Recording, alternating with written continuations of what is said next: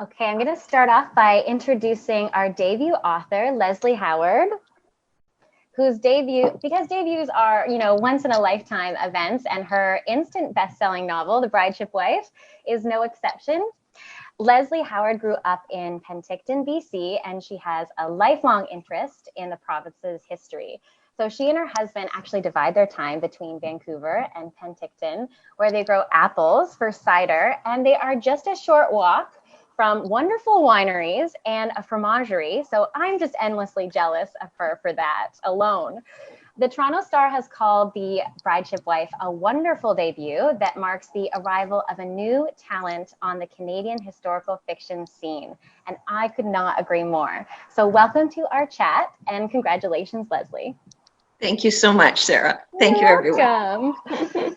And I have the pleasure of introducing the wonderful Genevieve Graham, the author of The Forgotten Home Child.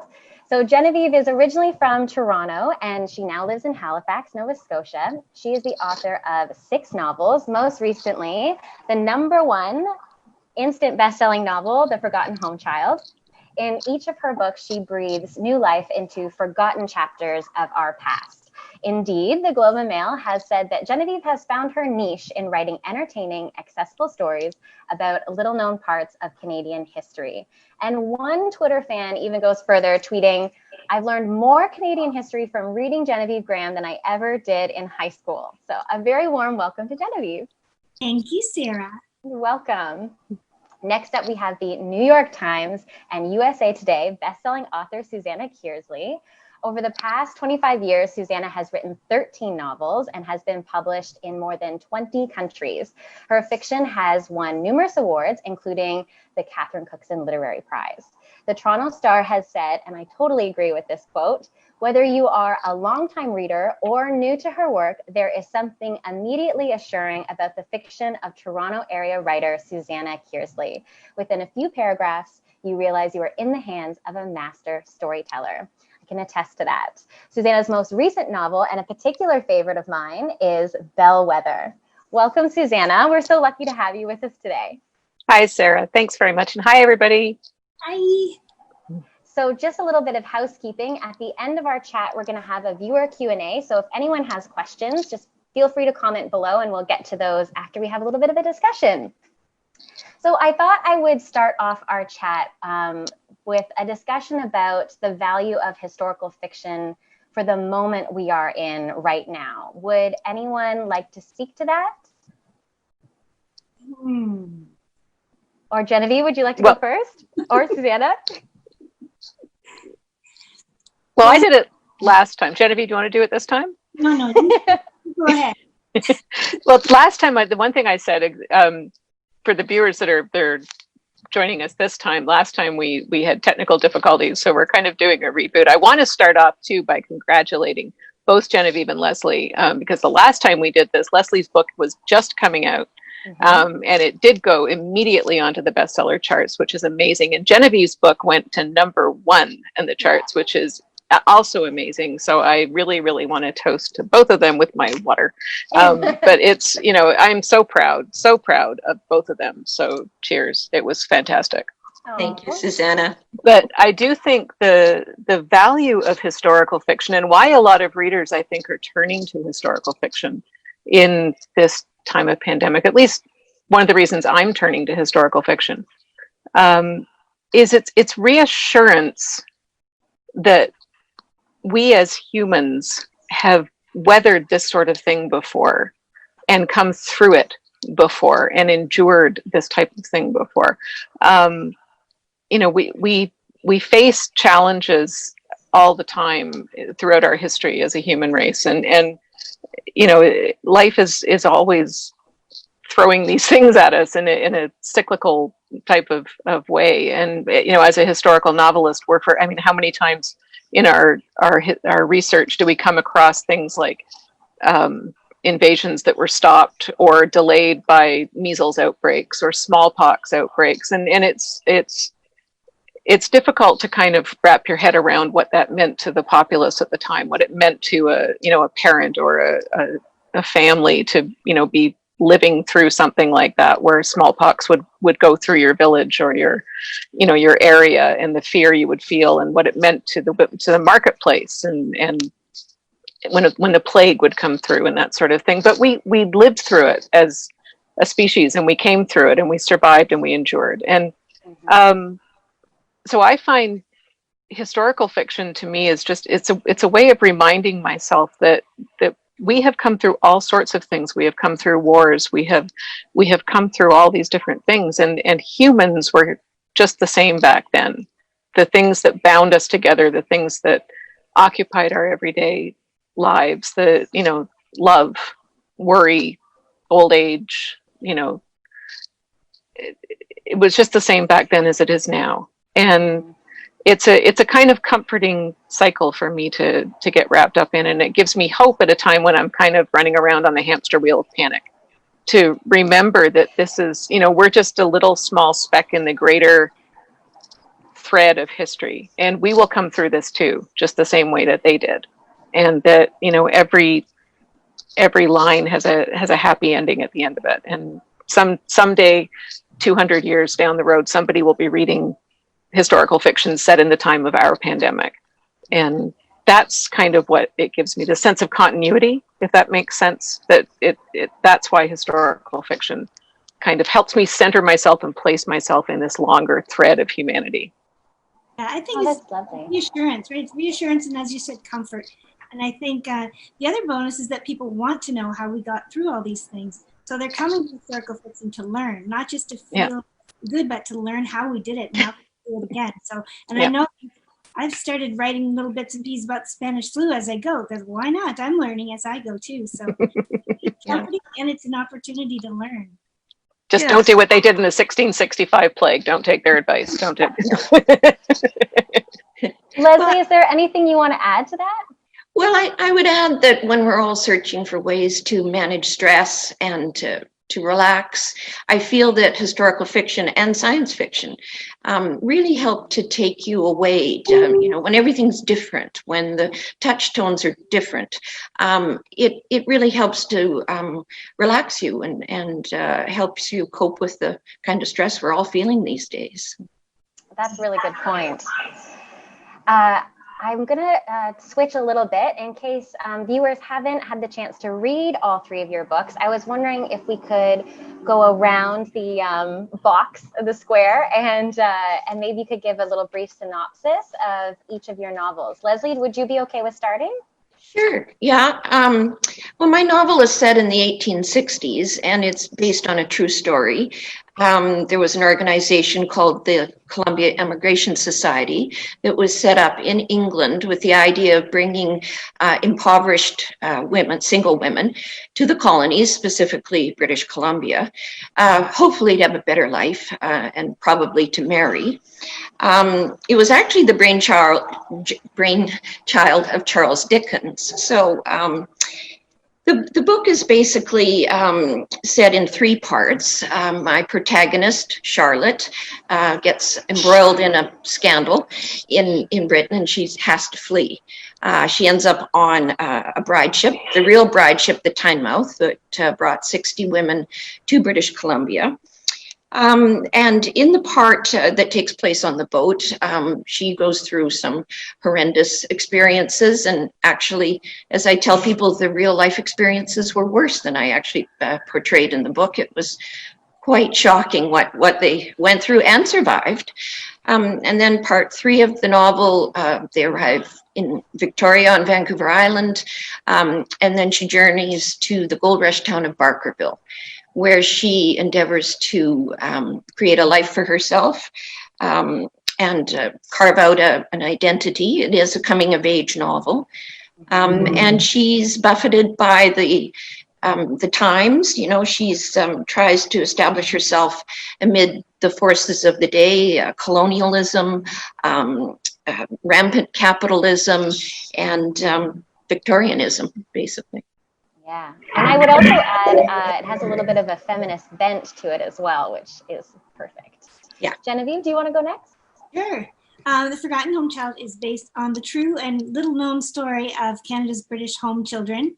based on the 120,000 plus, some people say 130,000, destitute children who were taken off the streets of London, Liverpool, and Glasgow and shipped over to Canada, basically as indentured servants.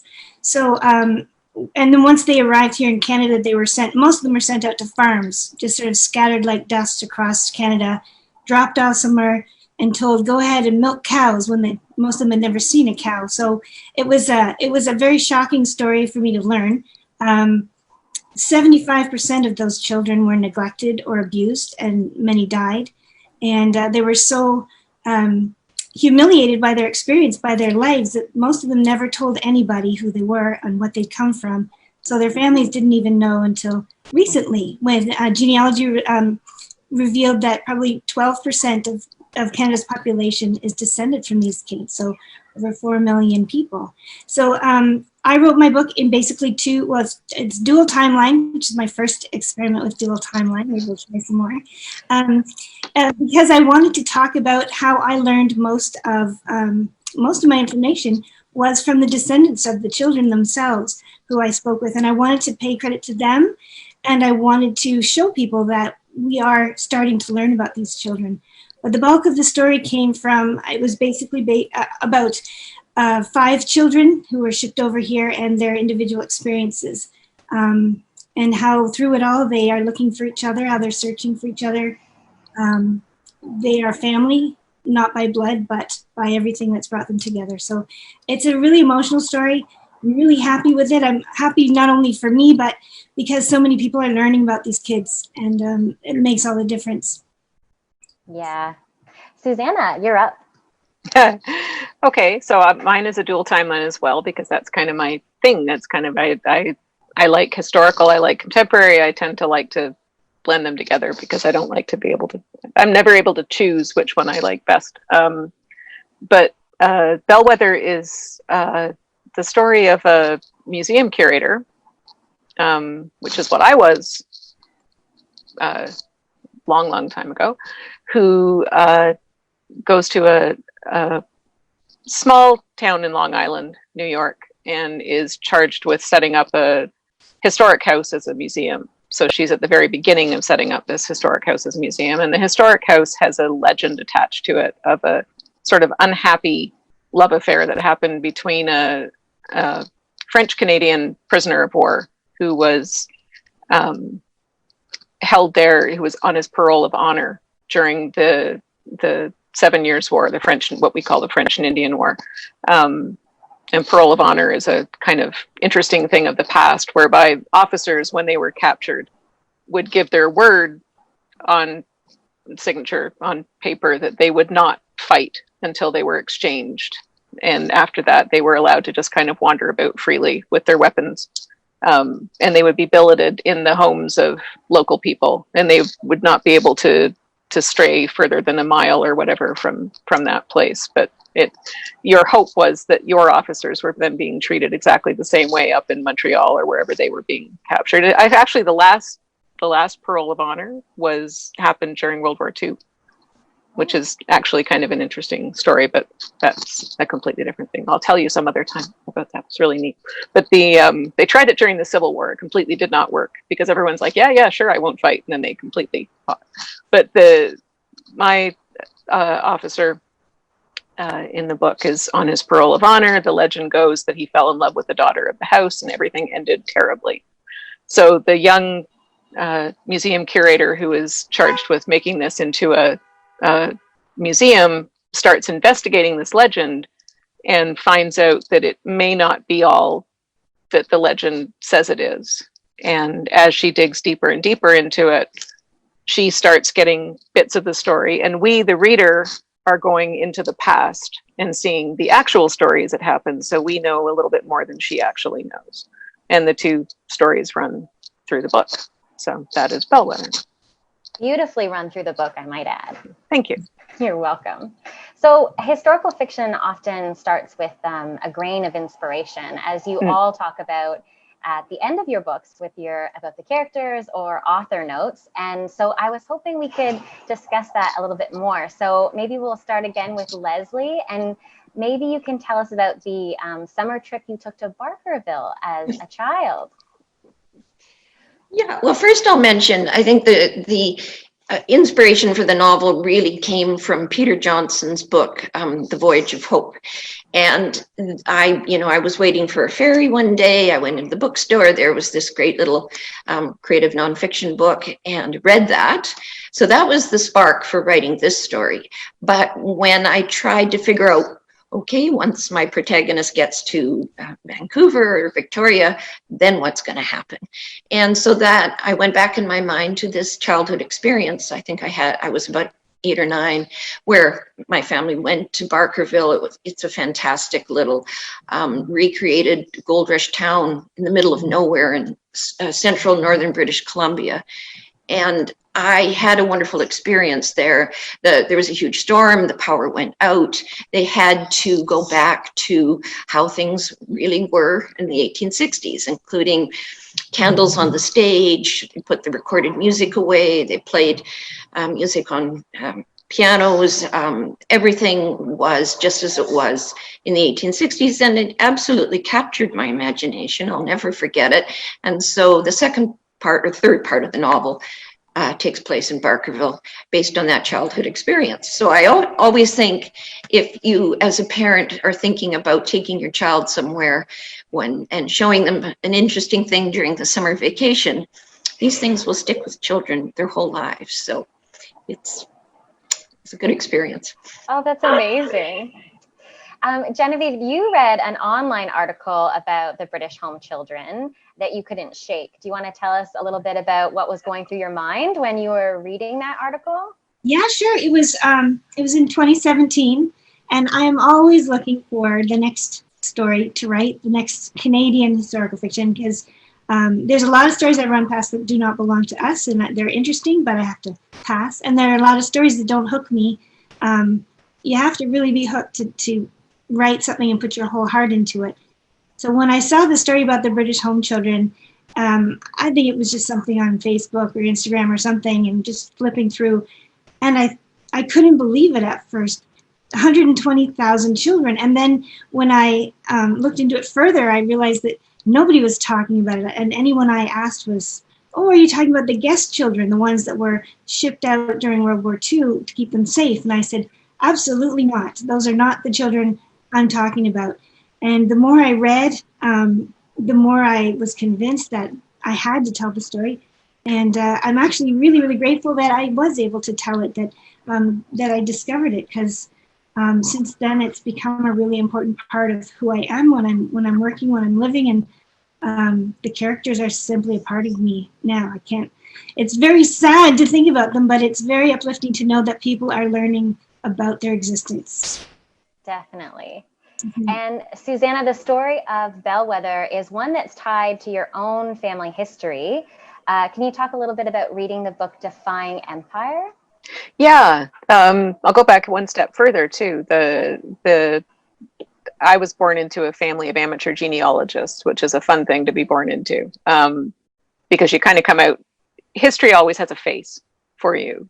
When you're doing history lessons at school, it's kind of like, oh, I had an ancestor that was there, and I had an ancestor was there. I had my mother's family in particular goes a long way back, and had money at one point, and so they were in a lot of different places. But in terms of American history, I had 5 ancestors on the Mayflower, and then they came through a lot of different things in the northeast of the states. I had ancestors on Long Island. One of those ancestors did take in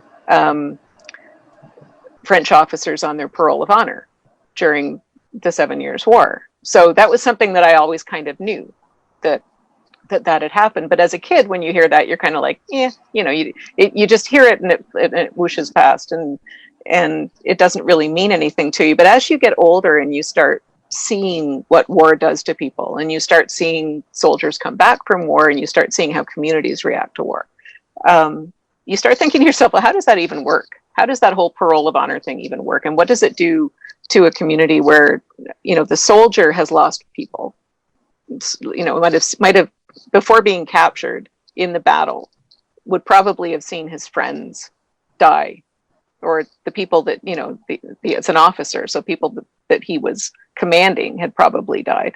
Now he's in a community of enemies, and the people that he's being billeted with have probably sent their children or their friends off to war, and now you're billeting this enemy in your house. So how does that even work? And that just kind of started sitting with me for a while, and then you start seeing the person. He starts walking around, and like Genevieve, I like to be able to use Canadian history when I can. It's not very often that an idea will present itself to me, because I like to have when you write dual time, it's nice to have a certain number of layers of history to use. And quite often I have to go to European history for that, because our history only goes back a certain distance. And the things that tend to hit me in European history. But while I was sort of mulling this over, I came across this book, which is, Defying Empire by Thomas Truxas. And it is about trading with the enemy in colonial New York during exactly this time period. And the two things just came together and made the start of a snowball. And if anybody writes out there in the group, you'll know what happens when two ideas collide and start making a snowball, and it just gathers steam. And before you know it, you've got enough of a book that you have to sit down and start writing it and just see where it takes you. And Defying Empire is all about the colonists this is before the revolution. So you're talking in the 1740s, 1750s, 1760s, before the revolution starts, about all the colonists trying to get around the British rules about trading with the French colonies and all the colonies they weren't supposed to be trading with. And really sort of a form of piracy, but how they were running stuff under the British noses. And it's you can see the rift already starting. You can see the revolution coming 20 years before it happens. And I thought, what a fascinating time. And then I thought, wait a minute, my ancestors are right in the middle of this. And I started seeing names in the book that are kind of names I know. And I thought, this is an interesting story. And what if you take this prisoner and you put him into a house where, he's promised not to fight or not to do anything against the British, and you put him into a house where colonists are, already defying empire and going against the British, then you've got an even more interesting situation going on. So that made it an even more interesting book. I love that. And in your about the characters note, you mention Violet Tucker too. Yeah. Do you want to talk a little bit about her? Because she appears in your book. She does. Well, Violet, I don't give her the last name Tucker in the book, right? But she is definitely inspired by Violet Tucker. She, especially in the current time, sure. Yeah, Violet definitely deserves a mention in the current time. The book is dedicated to, I think, okay, back up again. And I'll try to do it without, I won't succeed, but I will try to do it without crying. One of the things I think is really important is not being true to the history, respecting the people that are in your own personal history as well, and not ignoring the history that is there. One of the things I try to do with my own children, because again, in this book, I'm dealing with North American history. And my family on that side were moneyed people on that side, merchants, landowners, farmers. They held slaves. I think it's really important to not gloss over that, and to make sure my children understand that, and to make sure my children understand that the privilege and land that they enjoyed and that we came out of is built on the backs and suffering of other people. It's easy to say, well, our family lost everything when we had to flee the revolution. It's like, well, the land we lost was land that was stolen already from the tribes that we had stolen it from. in New York, but B, this whole idea that Canada likes to perpetuate that there was no slavery in Canada, that we are just the good people and we are the end of the Underground Railroad, and isn't it nice? We had slavery in Canada, and the reason I know that is because my ancestor, Christopher Hatch, brought Violet Tucker with him when he came into Canada. Yeah, I'm not going to get through it without crying, but Violet is special to me. I teach my children the names that I come across in the wills. And the reason you come across them in the wills is because they are considered property. They were passed on from person to person. So I teach my kids to honor them, because we can't go back and fix it,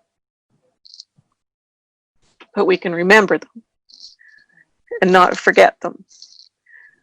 So Violet was brought north by Christopher Hatch. She was never freed that I know of. Slavery was ended by the British government earlier than it was ended in the States. So she would technically have been freed then. She did get married to a man named Reuben Alexander. I do know that. She did have a family with Reuben. In the 1851 census, she was still alive at the age of, I think, 93. So I'm happy about that. I'm happy that she had a family. I'm happy that she had a husband. It was a large family. I'm happy about that. But there was a book written in the early 1900s with a really horrible little drawing of Violet Tucker. And the one thing it said about Violet was that she remembered when she was a little girl being in Africa when the slave ship came and took her away. Now, my family played a role in that. And I have a friend who says everything that I do comes back to either Romancing the Stone or the Avengers, and this is where the Avengers comes in. There's a line that the Black Widow says at one point in the Avengers that, I have a lot of red in my ledger. And I always like to remember that my family has a lot of red in its ledger. Yeah, you've got 5 ancestors on the Mayflower, but one of the first things those ancestors did on the Mayflower was run their boat up the coast and plunder the indigenous nations that were there and steal all their food stores. So it's not something that you want to be really proud of. Okay. It's something you want to teach your children and not erase that history, and own it and be aware of your privilege and pass it down and honor and respect the history. So that's what I mean, Yeah. So Violet is one of those people that I just try to honor so much. And when it came time to create this character for this book, there was only one name I wanted to give her. And I wanted to give her a little better ending than my family gave Violet. So if there are any descendants of Violet out there on the East Coast that are listening, I'm really sorry. But, we do remember. That's beautiful, Susanna. Thank you so much for sharing all of that emotion behind your book and behind Violet too. I think what you're talking about, I see bits of it in each one of your books, actually. And Susanna, in the back of Bellwether, you have a quote from the final report of the Truth and Reconciliation Commission of Canada. Yeah. And I'm just going to read it quickly here. And then I was wondering if we could all reflect on that, and maybe each one of you could speak to a little bit about how your book answers that in a social justice way. So here's the quote. The reconciliation process is not easy. It asks those of us who have been harmed to revisit painful memories, and those who have harmed others, either directly or indirectly, to be accountable for past wrongs. So Genevieve, maybe you can start off, because I know you have some thoughts on this. I do. A lot of the research that I worked with was through a survey that I did with descendants. And the number one thing that I would say, I asked them I started off with a basic questionnaire, like, you know, the name and the birth date and when they came over. And then I went into more personal questions. And of course, some of them never knew their British home child ancestor, but many of them did. They were their grandfather or great-grandmother, something like that. And whether they knew them or not, they knew of them. So I asked them if they had regrets that they knew of, if there were things that they loved to do that they wish they could have again or do again, or and what was the number one adjective you would use for these children. So I learned that even for the children, there were 25% of the children that had a good life, they still had regrets because they were torn from their families. So even if they had a better life out here, most of them never saw their families again. And these were children 4, 5, 6 years old being stolen from their families and shipped to another continent. The ones that did not have a good experience, the rest of them, mostly the families knew them as bitter. That was their number one adjective. And they talked about how I remember reading about one gentleman who would never eat at the dining room table with his family because he'd never been allowed to eat with anybody else. He was always sent out to the barn to eat leftovers before the dog could get to it. So his whole life he did that. I read of a little girl who it's told by the granddaughter, and she said, when my grandmother came to live with us, she had never learned anything because they never sent her to school as they were supposed to do. And so when the kids would leave, they would leave some of their school books there for her, and she would read everything all day long.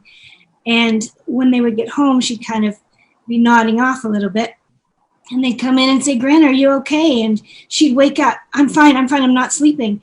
And it comes back to when she was 7 years old and she was working in a barn and she fell asleep in a haystack and was severely beaten for it.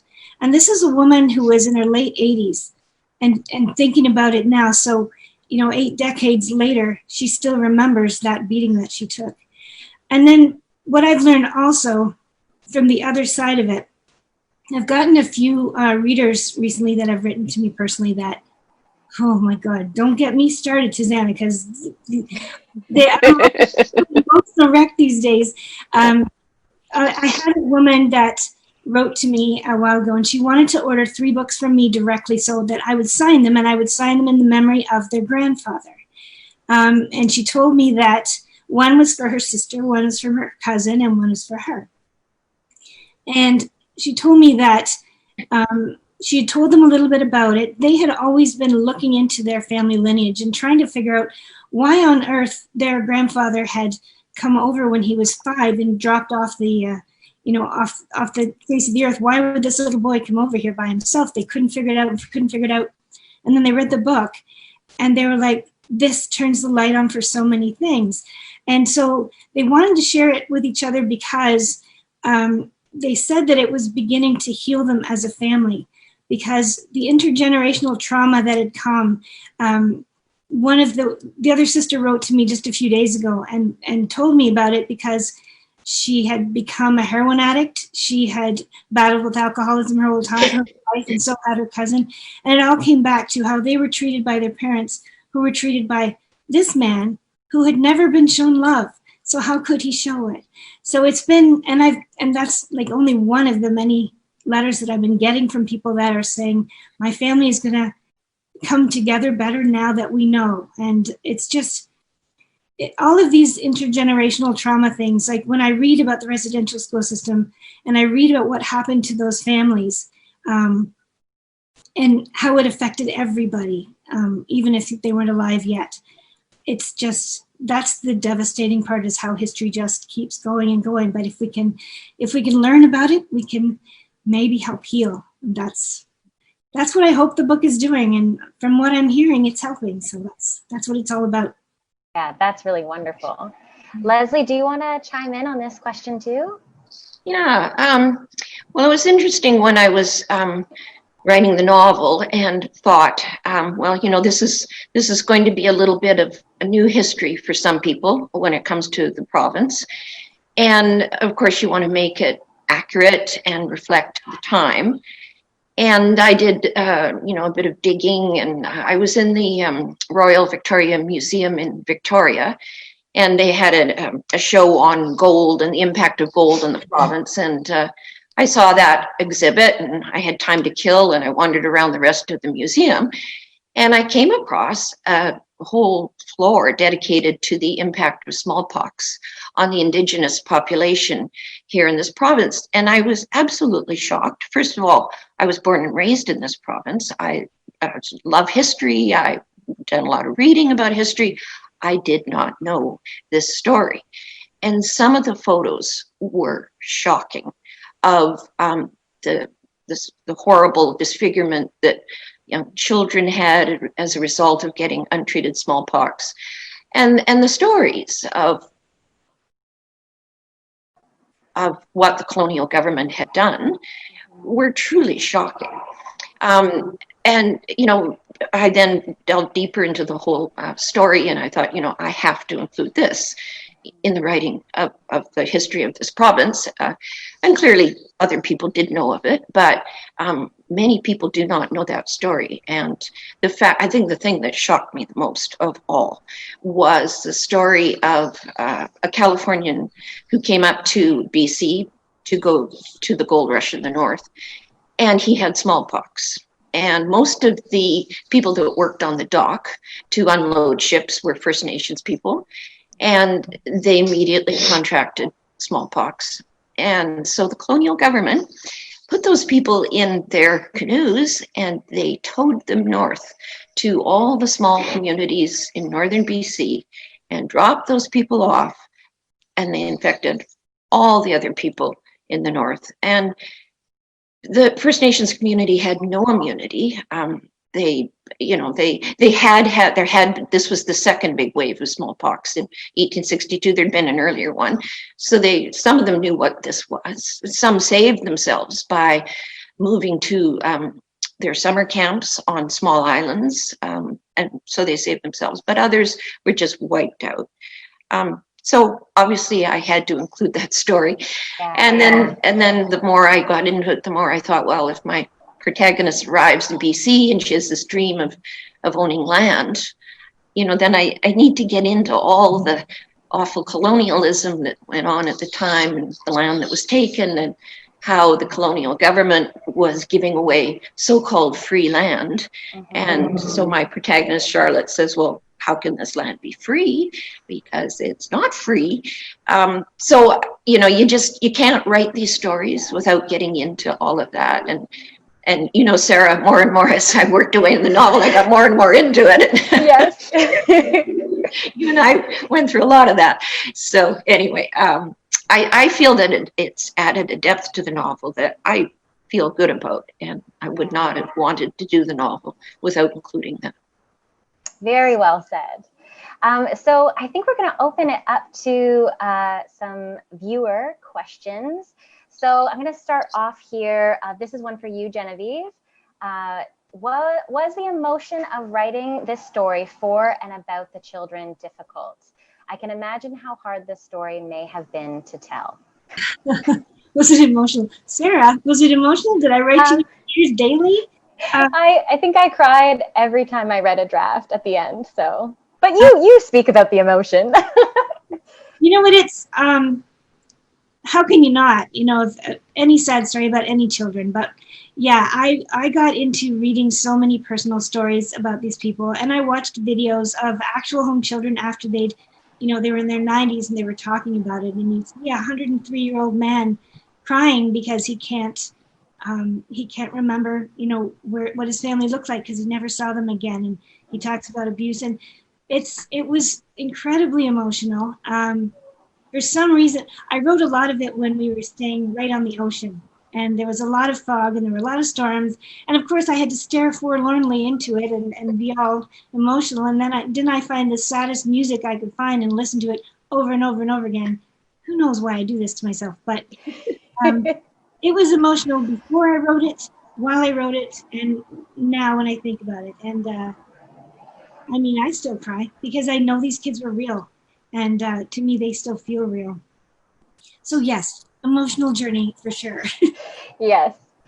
Susanna, I'm going to ask you this question because I think you'll have a fabulous answer. Oh no. Oh no. Is there, no, it's a good one. No is pressure. there an era of history you have always wanted to write about, but have found it too difficult to research or not been able to write about it for some other reason? Oh. No, actually, I hate to disappoint you. No, I get drawn to different eras. I love the 18th century. I just love the 18th century, and luckily, it's a research-rich minefield. It's just like everything I want. All the journals, I love the mid 17th century as well.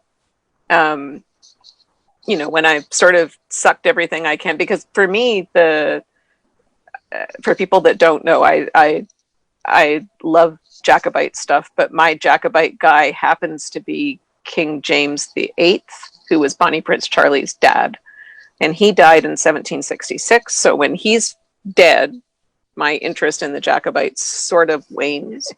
I liked his son Henry. I'm less fond of Charlie, so you know I could potentially get interested in Henry, but when James is gone, I'm kind of like, you know.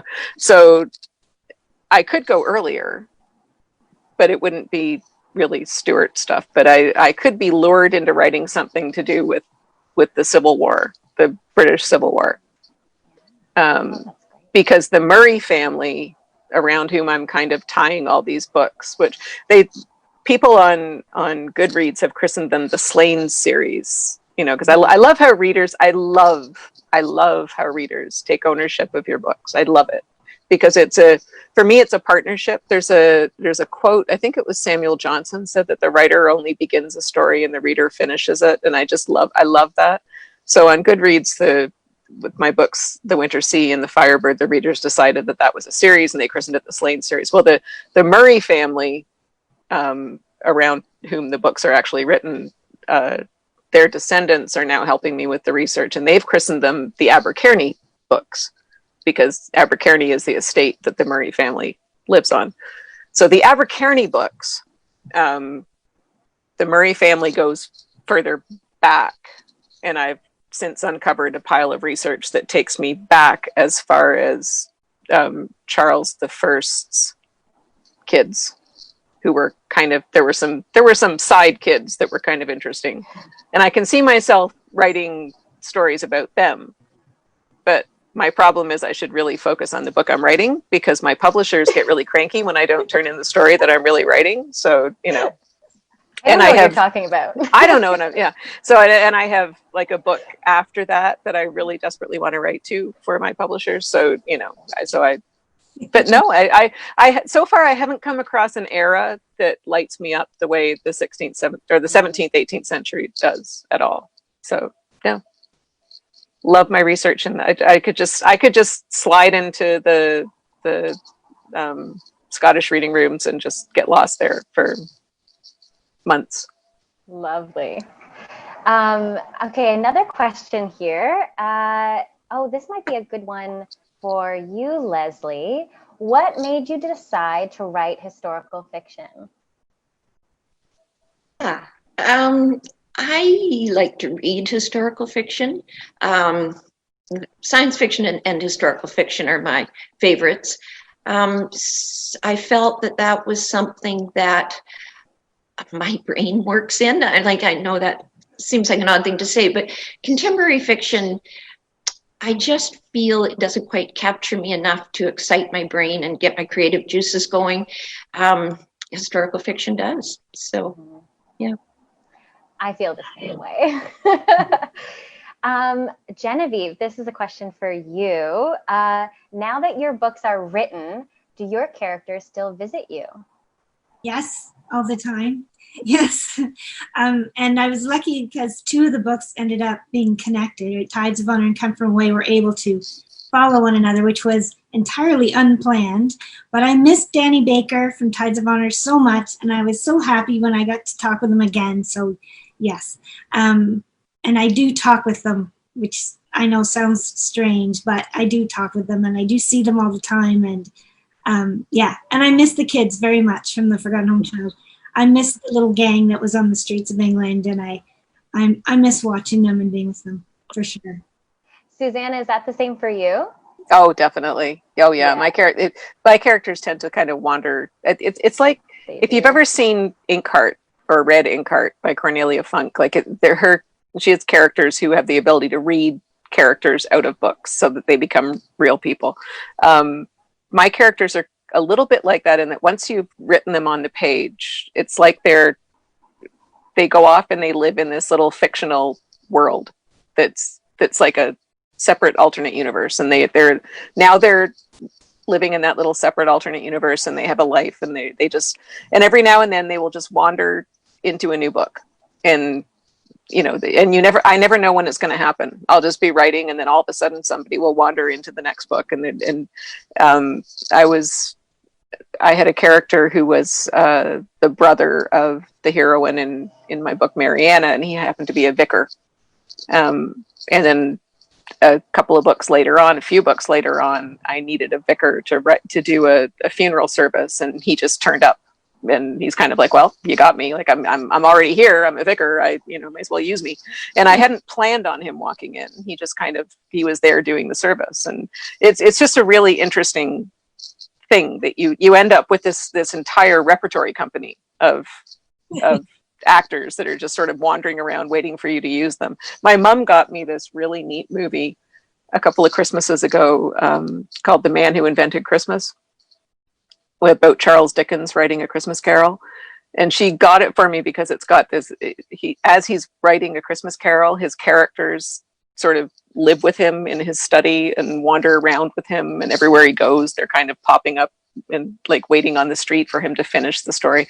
And she said, I just imagine that must be what it's like for you. And actually it kind of is. They're just kind of, taking along with you. And it's lovely. It really is nice. They become like real people.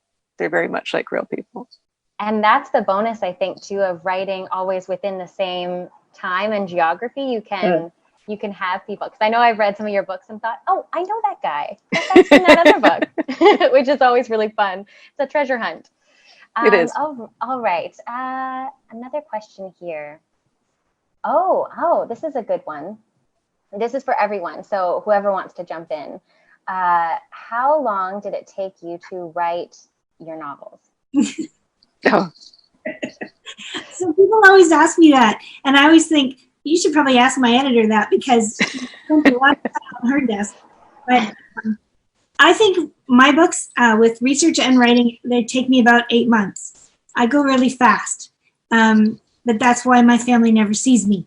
I just stay at my desk for endless hours and wait for them to bring me food and remind me that it's the next day already. So it usually takes me about 8 months to finish. I'm not even sure with the editing how long it takes. A few more months, but then we've got something beautiful. What about you, Leslie? Well, since I only have one novel, it actually took 5 years from the first time I read that book on the ferry until it came out. It was 5 years, but a lot of that time was hoping to find a publisher and hoping to find an agent and all of that. So, but it was 5 years. And my second novel that I've just completed the first draft of, the first draft took me about 6 months, and now I'm starting the second draft. Yeah, I was hoping you would talk about that too, because I imagine it's going a little quicker now. Yeah. Oh yeah, I've learned a lot. And what about you, Susanna? Yeah, I'm the turtle of the bunch. And then I take, the quickest I've ever written a book is about a year. I like to say I write at the pace of a lake evaporating, sort of. Paint drying on a wall, that sort of pace. That's not from the time I get the first idea, because I might have gotten the first idea 20 years ago. And have been piecing little things along since then. But from the time I actually put the first sentence on paper, it can be anywhere from a year to, I think the longest one was 4 years. It just depends on what's going on in my life. And the pace that the novel itself is coming. It's hard to explain it any better than that, but I do not outline the novels. So I don't know when I sit down how long it's going to take. I like to make my best guess because I know how long the one before that took, but that's not always a good indicator. Sometimes the ones that you think are going to take the longest amount of time because they look the most complicated on paper take the least amount of time. Mm-hmm. The Winter Sea took exactly a year, and I would have thought it would have taken a lot longer than that. My novella, which my one and only novella that I wrote, took 3 years. Yeah, which I will never write another one because, you know, if I ever say I'm going to write a novella, I want everybody on the planet to hit me with something really, really heavy. You know, the fellow anthologists that I wrote the novella with all have instructions to hit me with something really heavy if I ever say I'm going to write another one. I'm really proud of it. I love my novella, but, you know, I just don't write short stuff very well. But the writing short is not my forte. But the no, it's hard to say. It's really hard to say. So yeah, there's a span there. So far 4 years is my longest. Let's hope it stays the longest and I don't go any longer than that. Yes. I think your fans hope that it doesn't go any longer than that. I don't do it. I really don't do it on purpose. I really honestly don't do it on purpose. And I always get quicker towards the end of the book. You know, It always comes faster. But my problem is that I don't know what I don't know until I get to that point in the book. Exactly. Right? So I can't say that I'm going to do all this research beforehand and then sit down and do the writing in 6 months. And it's kind of like I get to a point, it's like, oh, now I need to learn about this.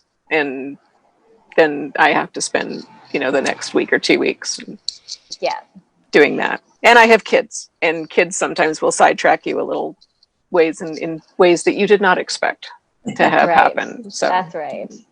So we only have a few minutes left, but I think we have an author asking, or an aspiring author asking a question on here. So I want to make sure we get to this one.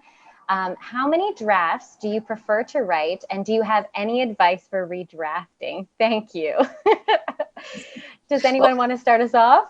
I'm going to start off by saying that there is no such thing as an aspiring author. It's always an author. You are always, if you write, you're a writer. If you process life through words, you are a writer. You're never aspiring. So whether you're published or not, you're always a writer. So just knock aspiring off the front of everything. How many drafts? If I had my way and I didn't have to like be always racing for the end and turning stuff into my editor and having her edit as I'm turning it in, I would like to do at least 2. I would like to write it, set it to the side like I used to do it in the old days, set it to the side, go walk away for a month, let it simmer, come back, read it all the way through from the beginning. Because I don't do that while I'm writing it. I don't read it all the way through from the beginning while I'm writing it. I just read whatever I wrote the session before. And I say the session, not necessarily the day, because I don't necessarily get the luxury of writing every day. So I just go straight ahead. And then when I get to the end, set it aside, come back, read it all the way through, and then do a second draft to catch all the large structural stuff and then the small, tiny stuff at the same time. And then send it into your, to your editor for 3 if you're lucky. 1 for the structural stuff and 1 for the tiny stuff, but you don't always have that luxury of time. So yeah. Any other thoughts from Genevieve or Leslie on advice for redrafting? Well, I'll mention I'm very much a person, as I said in the back of my book, who writes in layers. So my first draft really is getting the plot down and the dialogue, because I've learned from bitter experience that if you don't get the plot down, you start wandering madly off in all directions. So to prevent that, I tend to get the plot down. Then the second draft is about correcting plot problems, adding in description, fine-tuning the dialogue. And then the third, I do 3 drafts. The third draft is a major read through and just looking to expand scenes that need a bit more. I call it plumping up. So that's my technique. I like that. I like plumping up. That's a good way of putting it. Yeah, especially because when I do mine, I think of my first draft as a skeleton. So I really need to plump it up after that. So my first draft is, it's basically a skeleton. And then I'll fill it in as I go. But mean, the last time I did it with you, Sarah, I sent you something that was just small because I thought, I need help. I need, insight into it. And so I don't even know if you'd call that a first draft. It's just kind of an intro draft. And now I just work and work and work. And I guess it's probably 2 or 3 drafts after everything is said and done. Yeah, I think that's about right. I think we have a few minutes left. So really quickly, for your research, did you visit places and travel to get information for your books? Susanna always does. Susanna Yeah. gets to take fun trips. Yeah.